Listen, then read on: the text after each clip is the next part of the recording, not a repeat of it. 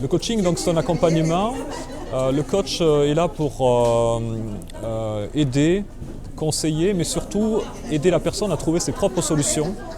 Parce que souvent, dans sa tête, c'est un peu embrouillé, notamment dans le TDAH.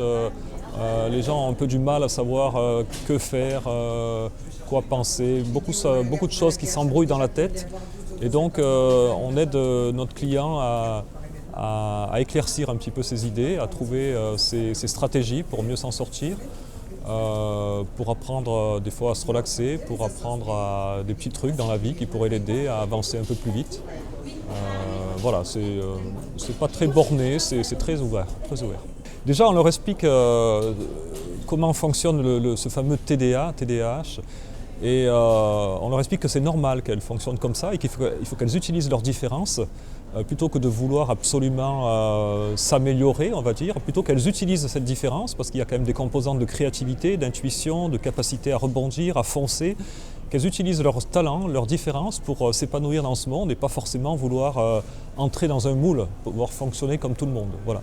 Les résultats sont assez probants avec le coaching.